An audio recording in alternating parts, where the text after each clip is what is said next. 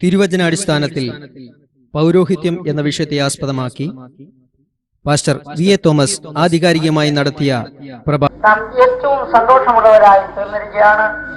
ആ പ്രിയ സഹോദരനും കുടുംബവും പ്രിയ സഹോദരങ്ങൾ ഒരുമിച്ച് കർത്താവിന്റെ സ്നേഹത്താൽ നിറയപ്പെട്ടവരായി മനോഹരമായ ഗാനങ്ങൾ പാടുവാനും അവരുടെ അനുഭവ സാക്ഷ്യങ്ങളിലൂടെ അനേകം കർത്താവിലേക്ക് വരുവാനും ഈ ദിവസങ്ങളിൽ കർത്താവ് അവരെ കരങ്ങളിൽ എടുത്തുകൊണ്ടിരിക്കുന്ന ഓർത്ത് ഞാൻ ദൈവത്തെ സ്തുതിക്കുകയും മഹത്വപ്പെടുത്തുകയും ചെയ്യുന്നു. ഇന്ന് രാത്രി നമുക്ക് വളരെ പ്രാർത്ഥനയോടും ദൈവാശ്രയത്തോടും കൂടെ ദൈവസന്നിധാനത്തിലായിരിക്കാം. നമുക്കൊരു നല്ല പ്രസംഗകനെയല്ല ആവശ്യം, നമുക്കൊരു നല്ല പ്രസംഗവുമല്ല ആവശ്യം, ഇതിലുപരിയായി യേശുക്രിസ്തുവിനെ തന്നെയാണ് നമുക്ക് ആവശ്യം. അതുകൊണ്ട് ഇന്ന് രാത്രിയിൽ നമ്മുടെ എല്ലാവരുടെയും ഹൃദയ കണ്ണുകൾ യേശുക്രിസ്തുവിന്റെ മുഖത്തേക്ക് പതിയുകയും യേശുക്രിസ്തുവിനെ നമുക്ക് ഉപരിയായി ശ്രദ്ധിക്കുകയും ചെയ്യാം. ഇന്ന് രാത്രിയിലെ നമ്മുടെ ചിന്തയ്ക്കായിട്ട് എഫേസ്യ ലേഖനം 2-ാം അധ്യായം 6ഉം 7ഉം വാക്യങ്ങൾ വായിക്കാം. എഫേസ്യ ലേഖനം 2-ാം അധ്യായം 6ഉം 7ഉം വാക്യങ്ങൾ. നമ്മെക്കുറിച്ചുള്ള വാസ്തവത്തിൽ തന്റെ കൃപയുടെ അത്യന്തരത്തെ വരുംകാലങ്ങളിൽ കാണിക്കേണ്ടതിന് അവനോടുകൂടെ ഏൽപ്പിച്ച് സ്വർഗത്തിൽ ഇരുത്തുകയും ചെയ്തു. ഇന്ന് രാത്രിയിൽ ഈ വായിച്ചതായ വേദഭാഗത്തിൽ നമ്മുടെ ഹൃദയത്തിൽ ചുട്ടുപഴുത്ത ഇരുമ്പത്തടി അക്ഷരം പോലെ പതിഞ്ഞ് ഈ രാത്രി പരിവർത്തനം ഉളവാക്കുവാൻ പര്യാപ്തമായ ആ വാക്യം പ്രത്യേകിച്ച് നിങ്ങളുടെ ഹൃദയത്തിൽ സംഗ്രഹിക്കുക. കർത്താവായ യേശുക്രിസ്തുവിനോടുകൂടെ ഉയർത്ത് എഴുന്നേൽപ്പിച്ച് നമ്മെ സ്വർഗത്തിൽ ഇരുത്തുകയും ചെയ്തിരിക്കുന്നു. ഈ വായിച്ചതായ വേദഭാഗത്തിൽ നിന്നുകൊണ്ട് ഇന്ന് രാത്രിയിൽ സ്വർഗത്തിൽ നമുക്കെന്തുണ്ട് എന്ന വിഷയത്തെ കുറിച്ച് സംസാരിപ്പാൻ ഞാൻ ദൈവകൃപയിൽ ശരണപ്പെടുകയാണ്.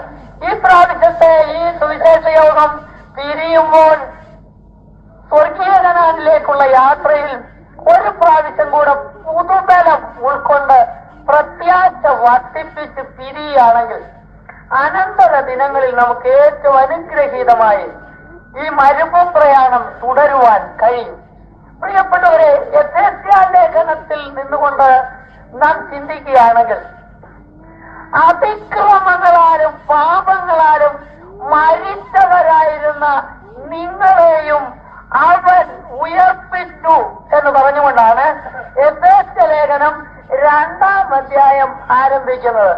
എഫേസ്യ പട്ടണത്തിന്റെ ശബ്ദം അർത്തമീൻ അർത്തമീൻ അർത്തമീൻ എന്നുള്ളതായിരിക്കുമ്പോൾ എഫേസ്യ ലേഖനത്തിന്റെ ശബ്ദം സ്വർഗത്തിൽ സ്വർഗത്തിൽ സ്വർഗതലങ്ങളിൽ എന്നാണ്. എഫേസ്യർ ആരാധിച്ചുകൊണ്ടിരുന്നത് കരിങ്കല്ലിൽ കൊത്തിയുണ്ടാക്കിയതും കാലങ്ങൾ കൊണ്ട് വിരൂപപ്പെട്ടതുമായ ഒരു സ്ത്രീത്വത്തെയാണ്. ആ സ്ത്രീത്വം ആകാശത്തിൽ നിന്ന് വീണു എന്ന് അവകാശപ്പെടുകയും കാലങ്ങളുടെ കടന്നുപോക്കിൽ കരിങ്കല്ലിൽ കൊത്തിയുണ്ടാക്കിയ രൂപം വിരൂപപ്പെടുകയും ചെയ്തിരുന്നു. അങ്ങനെ എഫേസ്യർ ഒരു സ്ത്രീത്വത്തിന്റെ മുൻപിൽ മുട്ടുകുത്തി ആരാധിക്കുമ്പോൾ പൗലോസ് സ്ലീഹ പറയുന്നത്, ഞങ്ങൾ സ്ത്രീത്വാരാധനക്കാരല്ല, സ്വർഗത്തിൽ സകല കുടുംബത്തിനും പേര് വരുവാൻ കാരണമായ പിതാവിന്റെ മുമ്പിൽ ഞങ്ങൾ മുട്ടുകുത്തുന്നു. മാനവ ചരിത്രത്തിൽ ഏത് കാലഘട്ടത്തിലും സ്ത്രീത്വാരാധന തുടർന്നുകൊണ്ടിരിക്കുന്നു. സ്ത്രീത്വാരാധന എവിടെയുണ്ടോ, ഏത് മതത്തിലുണ്ടോ, അത് മാര്യമ്മയായാലും മേരിയമ്മയായാലും സ്ത്രീത്വാരാധന ഏത് കാലഘട്ടത്തിലും മനുഷ്യനെ അപാത്മീയ പ്രവണതകളിലേക്ക് നയിച്ചിട്ടുണ്ടെന്ന് ചരിത്രത്തിന്റെ ഏടുകളിൽ നിന്ന് നമുക്ക് പഠിക്കാനായിട്ട് കഴിയും. പൗലോസ് സ്ലീഹ പറയുന്നത്, നിങ്ങൾ ആകാശത്തിൽ നിന്ന് വീണു എന്ന് അവകാശപ്പെടുന്നതും കരിങ്കല്ലിൽ കൊത്തിയുണ്ടാക്കിയതും കാലങ്ങളുടെ കടന്നുപോക്കിൽ വിരൂപപ്പെട്ടതുമായ ഒരു സ്ത്രീത്വത്തെ വീണാരാധിക്കുമ്പോൾ ഞങ്ങൾ ഒരു പുരുഷത്വത്തെ, ഒരു പിതാവിനെ വീണാരാധിക്കുന്നു. അങ്ങനെ എഫേസ്യ ലേഖനത്തിന്റെ സ്വഭാവം അതാണ്.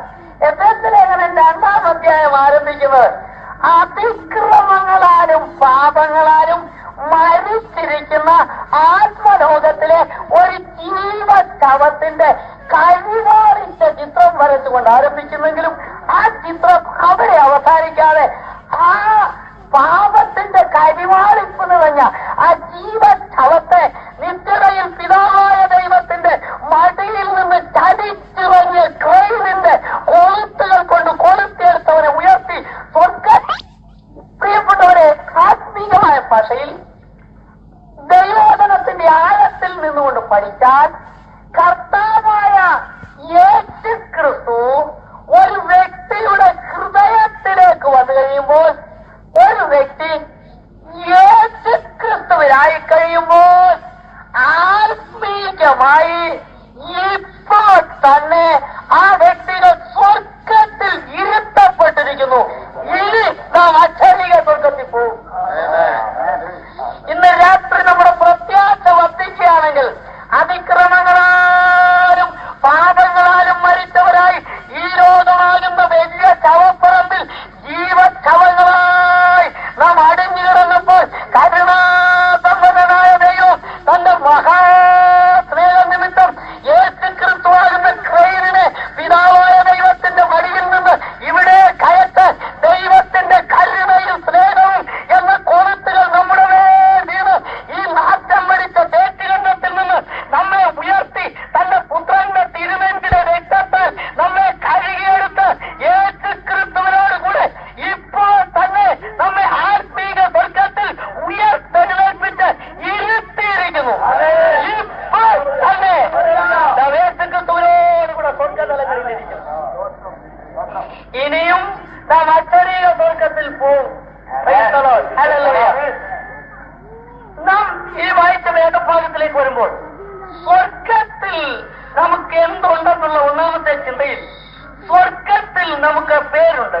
ലൂക്കോസ് വിശേഷം 10-ാം അധ്യായം 20-ാം വാക്യം ഒരാൾക്ക് വായിക്കാം. എങ്കിലും ഭൂതങ്ങൾക്ക് കീഴടങ്ങില്ല, നമ്മുടെ പേർ സ്വർഗത്തിൽ എഴുതിയിരിക്കുന്നവരെ സന്തോഷിപ്പിക്കും. നമ്മുടെ വാഴ്ത്തപ്പെട്ടവനായ ഈശോ മിശിഹ അധികാരവും ശക്തിയും കൊടുത്ത് ഒരു കൂട്ടം പ്രവർത്തകരെ പറഞ്ഞയച്ചു.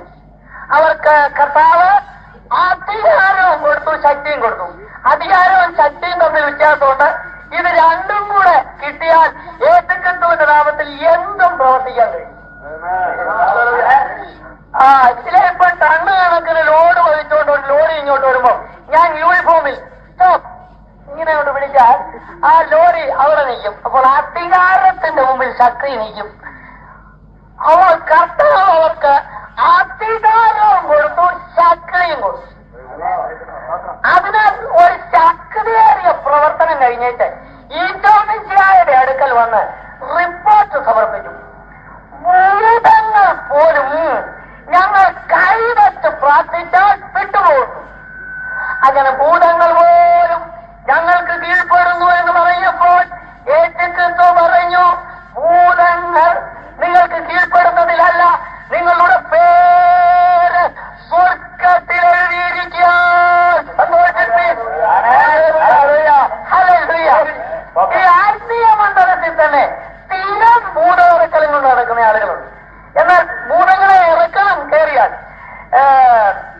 എന്നാൽ രക്തത്തോടെയുള്ള ദൈവകുമാരന്റെ സുവിശേഷം പാപിയുടെ ഹൃദയത്തിൽ കൊടുക്കുന്നതാണ് ഏറ്റവും വലിയ ദൗത്യം. അപ്പോൾ ചില ആളുകൾ അന്നമാറി ഇന്നും ഈ ഭൂതമിറക്കലിന് കൂടുതൽ പ്രസക്തി കൊടുക്കുകയും ഭൂതമിറങ്ങുന്നത് വലിയ വീരത്യമായി കണക്കാക്കുകയും അതിനെക്കുറിച്ചൊക്കെ വലിയ പ്രസിദ്ധീകരണം നടത്തി വലുതാകാൻ ശ്രമിക്കുകയും ചെയ്യുന്ന ആളുകളുണ്ട്. അവർക്കും ഇതൊരു താക്കീതാണ്.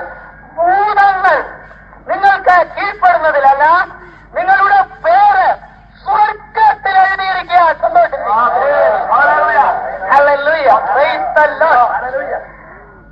ഒരു ഭാഷയിൽ ഒരു മനുഷ്യൻ ഏറ്റവും ഇഷ്ടപ്പെടുന്നത് അവന്റെ പേര്.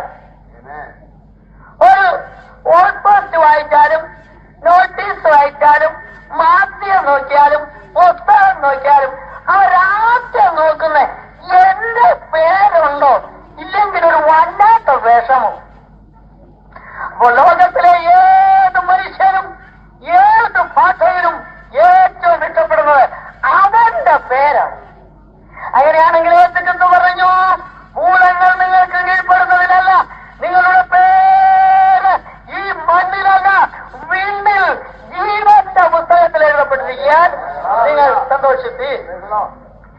നിങ്ങളുടെ പേര് സ്വർഗത്തിൽ എഴുതിയിരിക്കുന്നു. ഒരിക്കൽ ഒരു കൊച്ചു കരഞ്ഞുകൊണ്ടിരിക്കുക. അന്നേരം ഈ കരച്ചിൽ നിർത്താനായിട്ട് ആ തള്ള പല ഉപാധികൾ നോക്കിയിട്ട് നോക്കുന്നില്ല. അങ്ങനെ വന്നപ്പം ആ കൊച്ചിന്റെ കയ്യിൽ ഒരു ഫോട്ടോ എടുത്തു കൊടുത്തു. ആ കൊച്ച് ആ കുഞ്ഞുകൊണ്ട് ഈ ഫോട്ടോ ഒക്കെ വളരെ സൂക്ഷിച്ചു നോക്കി കഴിഞ്ഞപ്പോ അതിന് അരിച്ചം കൂടി വടിച്ചു കീറാൻ നോക്കുക. അപ്പോഴാ തള്ള ചോദിച്ചു, എന്നും കൊല്ലും കൊടുത്തു വെച്ചേ നീ എന്നതിനാ ഈ അരിച്ചം വന്ന് ഇത് കീറാൻ പോകുന്നേ, നിനക്കിത് ഇഷ്ടമില്ലെന്ന് ചോദിച്ചു. ആ കൊച്ചു പറഞ്ഞു, എനിക്ക് ഇഷ്ടമില്ല. അതിന്റെ കാരണം എന്നാ? അത് സൂക്ഷിച്ചു നോക്കിയിട്ട് പറഞ്ഞു, എന്റെ ഫോട്ടോ ഇതിനകത്തില്ല. ഇന്ന് ലോകത്തിലുള്ള ഒരു വലിയ കൂട്ടം ആളുകൾ അവരുടെ ഫോട്ടോയും പേരും ഇല്ലാത്ത ഒന്നിനോടും അവർക്ക് ഇഷ്ടമില്ല. അങ്ങനെയുള്ള ഏത് ആളുകൾ ഏത് ഘട്ടത്തിലുണ്ട്, ഏത് മണ്ഡലത്തിലുമുണ്ട്. എന്നാൽ ഇന്ന് രാത്രി ആ ചിന്തകളെല്ലാം വെറും ബാലിശമാണെന്ന് മനസ്സിലാക്കി ഫ്രണ്ടാളിന് തട്ടിക്കളഞ്ഞിട്ട് എന്റെ പേര് ജീവന്റെ പുസ്തകത്തിൽ, അതിനാണ് പ്രസക്തി, അതിനാണ് ഈട്. ഈ ജീവന്റെ പുസ്തകത്തിൽ പേരെഴുതപ്പെട്ടിരിക്കുന്ന ആരുടെയാ?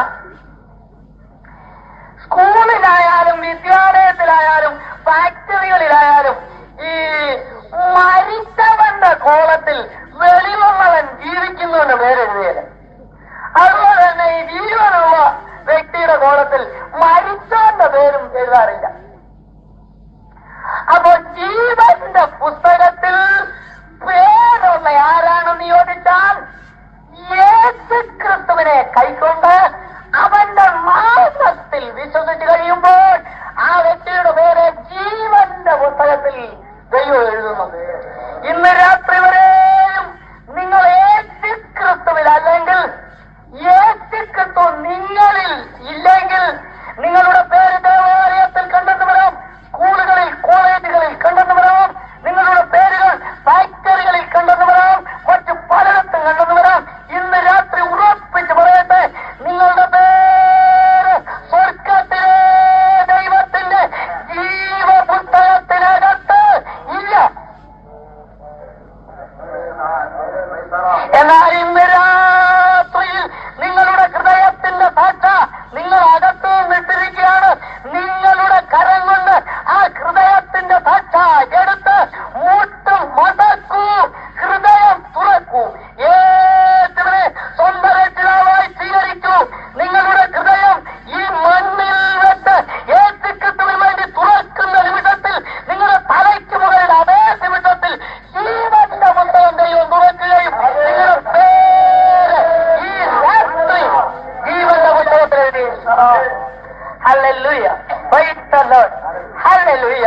പ്രിയപ്പെട്ടവരെ, ഈ ഭൂമിയിൽ ഉള്ള ഓരോ സ്ഥലങ്ങളെയും സ്വർഗം അറിയുന്നത് അവിടെ താമസിക്കുന്ന പക്രന്റെ മേൽവിലാസത്തിലാണ്. നാം സ്വർഗത്തിന്റെ പരിഗണനയിൽപ്പെട്ട ഒരാളാണ്. നാം ജീവന്റെ പുസ്തകത്തിൽ പേരുള്ള ഒരാളാണോ? ദേവാലയ നേതൃത്വത്തിലോ പള്ളികളിലോ ഫാക്ടറികളിലോ നമ്മുടെ പേര് എത്രാമത്തെ നിരയിൽ എഴുതിയിരിക്കുന്നെന്നോ, അതെങ്ങനെ എത്ര പ്രാധാന്യം വഹിക്കുന്നിടത്ത് എഴുതിയിരിക്കുന്നെന്നോ ഉള്ളതാണ് പ്രശ്നം. ഇന്ന് രാത്രിയിൽ എന്റെ പേര് സ്വർഗത്തിന്റെ ലിസ്റ്റിലുണ്ടോ അതോ ആ ലിസ്റ്റിന് വെളിയിലാണ്? ഭൂതങ്ങൾ നിങ്ങൾക്ക് കീഴ്പ്പെടുന്നതിലല്ല, നിങ്ങളുടെ പേര് സ്വർഗത്തിൽ എഴുതിയിരിക്കാൻ സന്തോഷിക്കുന്നു. ചില രാഷ്ട്രീയ നേതാക്കന്മാരുടെയൊക്കെ പേരുകൾ ഇലക്ഷൻ എടുക്കുമ്പം മണ്ണ് കയ്യാലേലും പഴയ മരക്കുറ്റികളിലും ഡ്രമ്മിലും ഒക്കെ എഴുതും. അതുപോലെ ഉന്നതമായ സ്ഥലങ്ങളിലും എഴുതും. അവരുടെ എല്ലാ പേരുകൾ ഈ മണ്ണിൽ എഴുതി കഴിയുമ്പോൾ യേശുക്രിസ്തുവിന്റെ രക്തത്താൽ പാപമോചനം പ്രാപിച്ച, അവനെ കൈക്കൊണ്ടവന്റെ നാമത്തിൽ വിശ്വസിച്ച ആ മകന്റെയും മകളുടെയും പേര് ദൈവത്തിന്റെ ജീവപുസ്തകത്തിൽ എഴുതി കഴിയും. ഇന്ന് രാത്രി വരെയും നിങ്ങളുടെ ഹൃദയം തുറന്ന് നിങ്ങളുടെ പാപങ്ങളെ കേൾക്കത്തോടും മനസ്തകർത്തോടും ചൂടുള്ള കണ്ണുനീർക്കണങ്ങൾ കവൾത്തടത്തിലൂടെ ഒഴുക്കിക്കൊണ്ട് ഏറ്റു പറഞ്ഞ് യേശുക്രിസ്തുവിനെ നിങ്ങൾ അംഗീകരിച്ചിട്ടുണ്ടോ? ഇല്ല എങ്കിൽ ഈ യോഗം വിട്ടു പിരിയുന്നതിന് മുമ്പ് നിങ്ങൾ കർത്താവായ യേശുക്രിസ്തുവിനെ നിങ്ങളുടെ ഹൃദയത്തിൽ സ്വീകരിച്ചാൽ നിങ്ങളുടെ പേര് ഈ രാത്രിയിൽ ജീവപുസ്തകത്തിൽ എഴുതപ്പെടുന്ന രാത്രിയായി തീരും. ജീവപുസ്തകത്തിൽ പേരെഴുതി കാണാത്ത ഏവരെയും തീപ്പൊയ്കയിൽ തള്ളിയിരുന്നു. എങ്കിലും ഭൂതങ്ങൾ നിങ്ങൾക്ക് കീഴ്പ്പെടുന്നതിലല്ല, നിങ്ങളുടെ പേര് ജീവന്റെ പുസ്തകത്തിൽ എഴുതപ്പെട്ടിരിക്കാൻ സന്തോഷിപ്പീൻ. ഹല്ലേലൂയ, ദൈവത്തിന് മഹത്വം.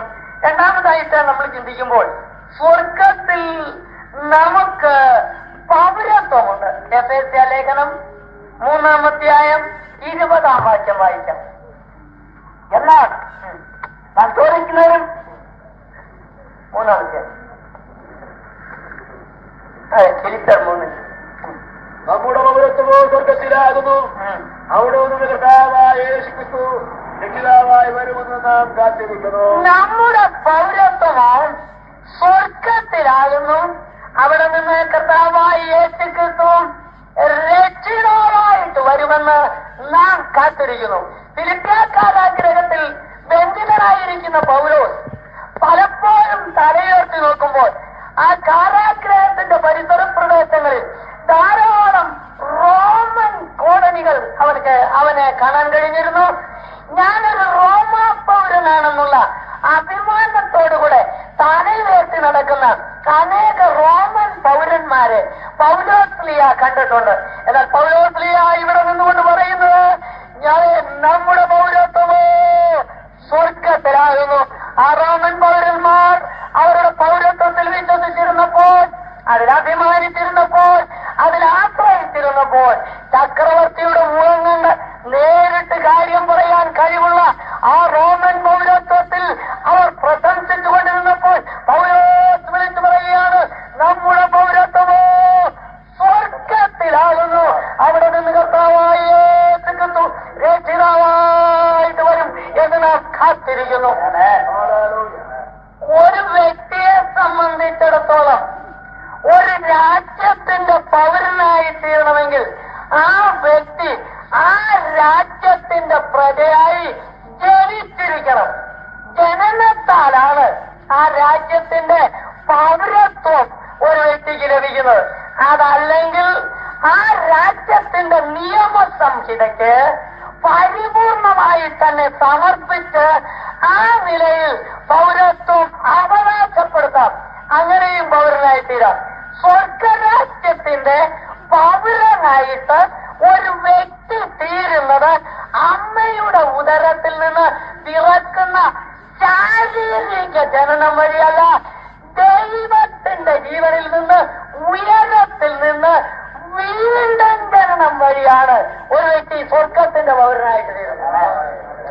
സാധാരണ ആളുകൾ കണ്ടാൽ കുറച്ച് നാളുകൾ കഴിഞ്ഞ് കണ്ടുമുട്ടിയാലും ആദ്യം പല കാര്യങ്ങളൊക്കെ ചോദിച്ച് ഇങ്ങോട്ട് വരുമ്പോ ചോദിക്കുന്നത്, അപ്പം മത്തായിച്ചന് എന്നാ ആയി പ്രായം?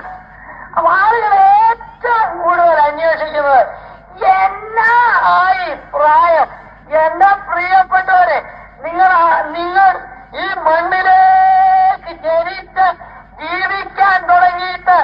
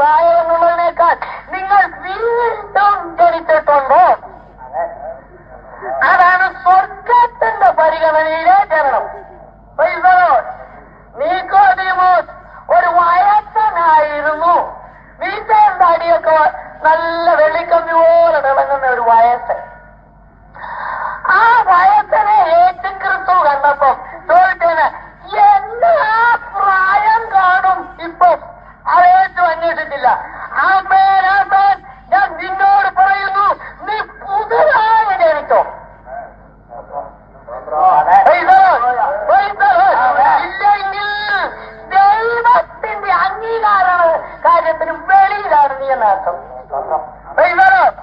അപ്പോൾ നാം ഈ മണ്ണിലേക്ക് തിരന്നു വീഴുമ്പോഴാണ് നമ്മുടെ ആഴത്തും ലോകം അംഗീകരിച്ച് പേര് എഴുതുന്നത്.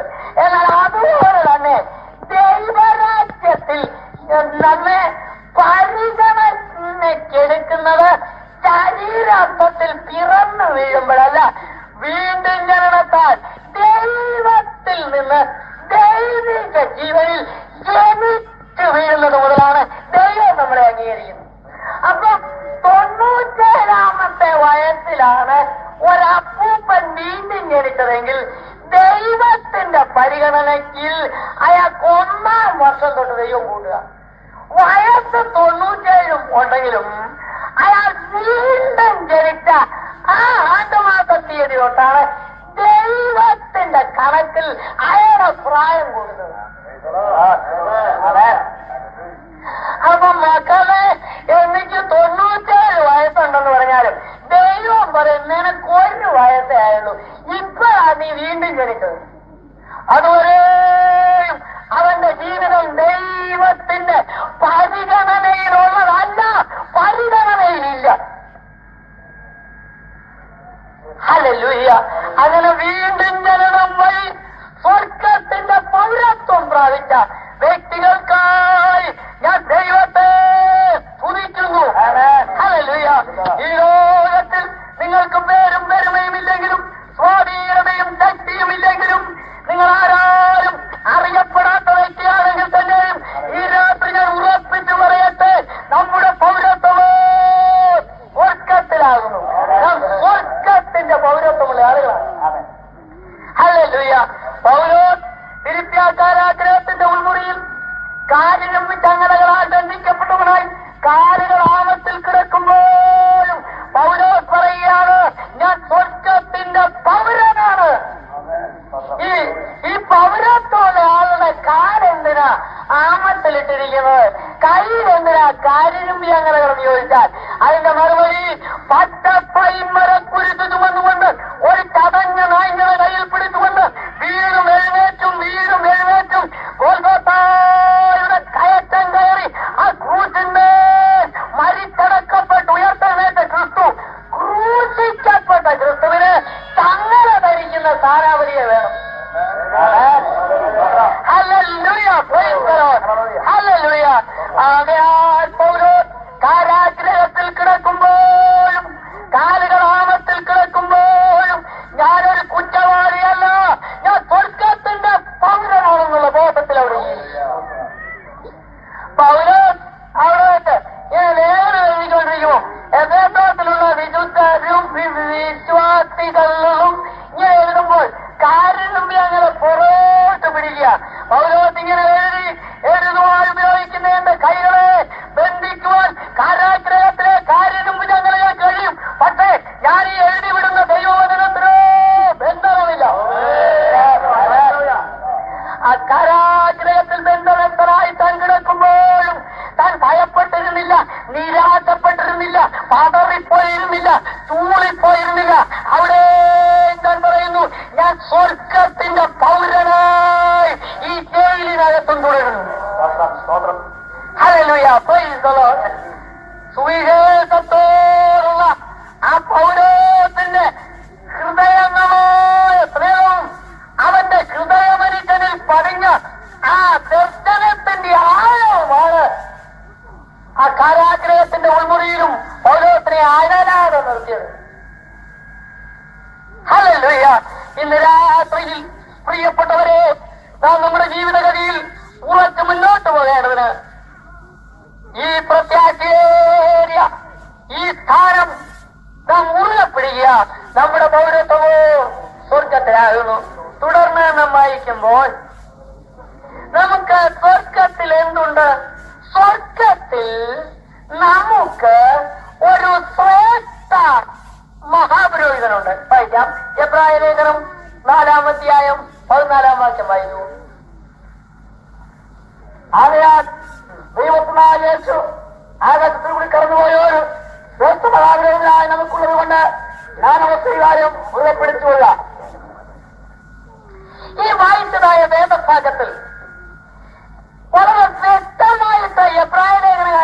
ശ്രദ്ധിക്കുക.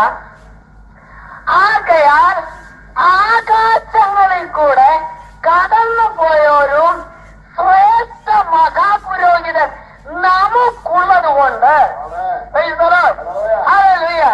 നമ്മുടെ സ്വീകാര്യം മുറുകെ പിടിച്ചുകൊടുക. ഇനിയും പറയുന്നതായ ചില കാര്യങ്ങൾ നമ്മിൽ അനേകരും കൃപ കൊണ്ട് നിറയും, ചിലർ അരിഷ്ടം കൊണ്ട് നിറയാനുള്ള സാധ്യതയുണ്ട്. അത് കാര്യങ്ങൾ തിരിയാതെ വന്ന് അങ്ങനെ ഉണ്ടാവും. നാം തിരുവചന വെളിച്ചത്തിൽ പൗരോഹിത്യം എന്ന വിഷയത്തെ കുറിച്ച് വളരെ ആഴമായിട്ട് പഠിക്കുകയാണെങ്കിൽ തിരുവചന വെളിച്ചത്തിൽ യേശുക്രിസ്തുവിന്റെ സഭയ്ക്ക് ഈ മണ്ണിൽ മഹാപുരോഹിതനില്ല, പുരോഹിതന്മാരുണ്ട്. ഈ പൗരോഹിത്യം എന്ന വിഷയത്തെ കുറിച്ച് ചില കാര്യങ്ങൾ പറയാം. ഒന്നാമതായിട്ട് പുരോ എന്ന സംസ്കൃത പദത്തിന്റെ അർത്ഥം മുൻപിൽ എന്നാണ്. പുരോഹിതൻ എന്ന് പറഞ്ഞാൽ ആരാണ്? മനുഷ്യന്റെ കാര്യങ്ങളെ ഉൾക്കൊണ്ടുകൊണ്ട് ദൈവത്തിന്റെ മുമ്പിൽ ചെന്ന് പറയുന്നയാളാണ് പുരോഹിതൻ.